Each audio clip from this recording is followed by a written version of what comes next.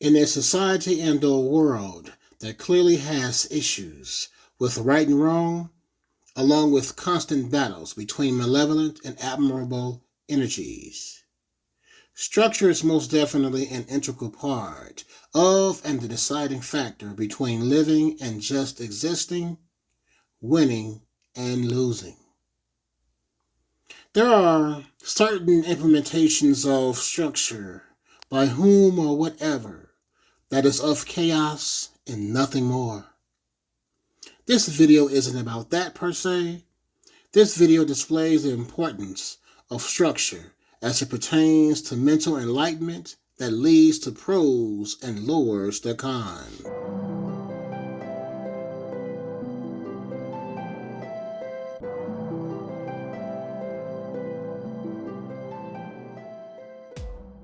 Structure is a blueprint for progress, if any success is to be achieved. Structure after implementation must be adhered to and practiced at every moment of a living being's life.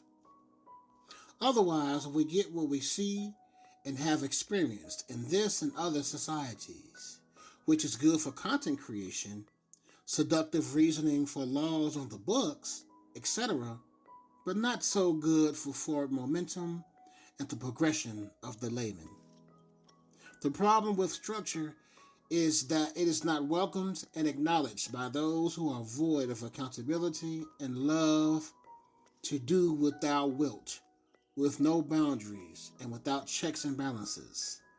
Chaos is soon to follow. When coming across a being who hisses like a cat, or a fictional, or the fictional vampires, this is an indication of a being who not only lacks structure, but is an imposing force against structure. Not everybody can be helped. This I had to learn the hard way, which supports earlier video statements regarding balance and the importance of it. This marks the conclusion of the first story in this video and the beginning of the next story. So this story has heartbreaking implications.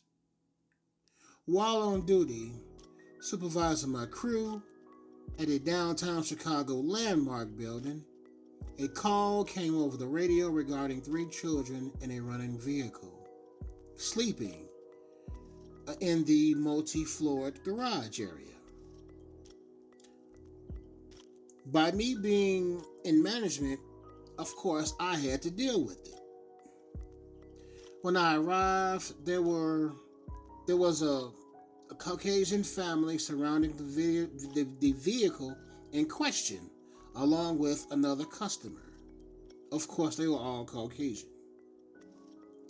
The little melanated boy who was out of the car was saying that his mom was at a hotel and had been fighting with his dad. There was also a little girl of the same ethnic background, the melanated sort, starting to get emotional, as girls often do. And the remaining little girl was in the child seat sleeping in a running car.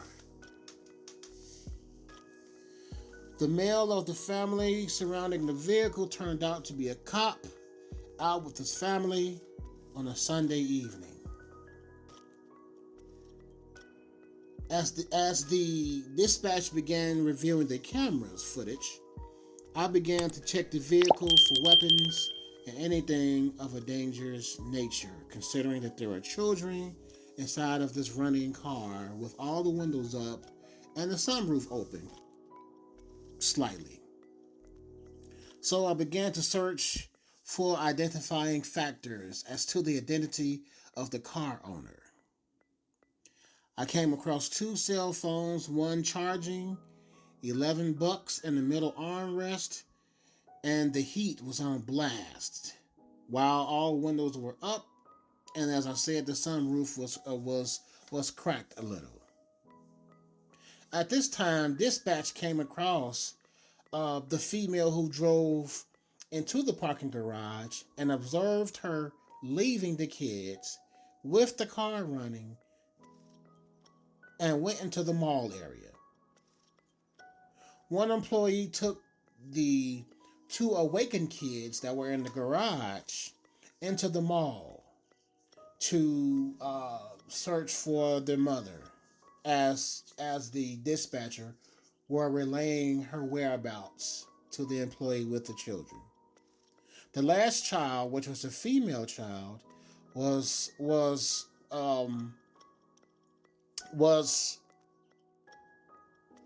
still in a car seat, asleep. Shortly after getting the call from dispatch saying that they located the mom and the other employee with the two children were en route to find her, the last female child she awakened, and immediately seeing that her brother and sister were gone, her mom was gone, began to cry. At this point, I had no other choice but to unbuckle her, pick her up, and hold her in my arms while the true adults, not the mom or dad, do adulting things. So now I got this child in my arms. Apparently she's still sleepy, and children and animals pick up and read energy. And of course my energy was of a good nature, so much so that it eased her mind and her body, where she just relaxed and put her head on my shoulders. I held her in my arms.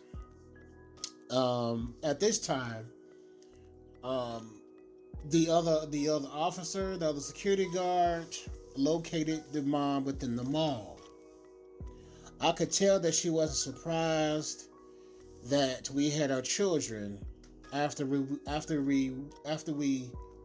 reunited her with the children, and I gave her the two cell phones and a stern warning. In my opinion, this symbolized that this isn't the first time doing things like this, or maybe worse, has occurred. Nothing is a coincidence. Meaning that the cop and his family and myself being there, working at that particular mall at that time of those kids' moment of need, was predestined. I am aware of how that sounds, but I have books worth of experiences just waiting for me to write that mimics this very story. Last thing I will say about this is that I believe that the female wanted something to happen to the kids. Here's why I say that. One, the little boy stated that his mom and dad were fighting, and the mom did not want to see the dude who she opened her body up to multiple times. And how would the child know that the mom didn't want to see the dad unless the mom was saying it out loud to these children, these small children, by the way? Two, the car was running, heat on blast, sleeping kids, $11 on the armrest, and two cell phones in the car, and not on her person, with multiple notifications pinging, and her energy after relocated her. All of that said to me that it's possible that she wanted something to happen to the kids. Why else would you draw attention to the car? Right. Because see, that way, she doesn't have to worry about them. That's messed up. And it could be some get back at the dad of the children. Inhumanly petty. This is my speculation, but what say you in the comments section about if you were me, and what would you think?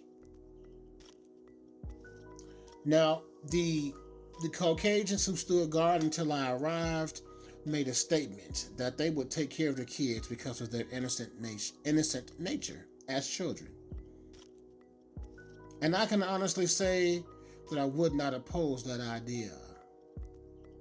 At least not in this case. Other cases, maybe. But in this case, no. Those melanated kids would probably have a greater chance of survival and success in this particular case. If you have made it this far, I thank you for your time, your subscription, likes, and comments, along with your sharing the content. The moral of both stories is become a better being better. And the universe not only provides protection, but abundance beyond one's imagination. And that's the reality.